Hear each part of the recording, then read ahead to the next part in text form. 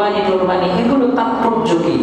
আল্লাহর হাবিব সাল্লাল্লাহু আলাইহি ওয়াসাল্লাম গরু জবাইয়ের কথা বললেন না, ছাগল জবাইয়ের কথা বললেন না, বললেন সুন্নাতা আবিকুম ইব্রাহিম, এটি হচ্ছে তোমাদের পিতা ইব্রাহিমের সুন্নাত। সুবহানাল্লাহ।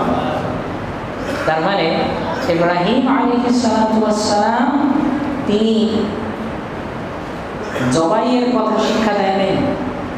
তাই যদি হতো তাহলে ইসমাইলকে গলা কাটা লাগতো, কিন্তু ইসমাইলের গলাকে কাটা হয়েছে?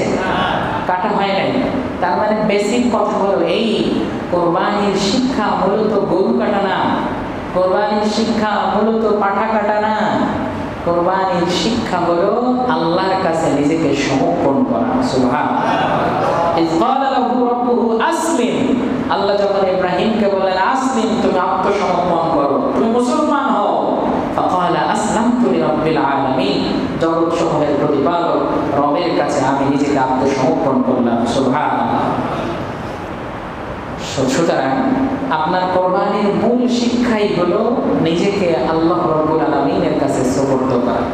তো বলছিলাম কোরবানির ইতিহাস ঐতিহ্যের উৎপত্তি হয়েছে ইব্রাহিম আলাইহিস সালাতু ওয়াস সালামের পুত্র সন্তান হযরত ইসমাঈল আলাইহিস সালামকে কেন্দ্র করে। তিনি নিঃসন্তান।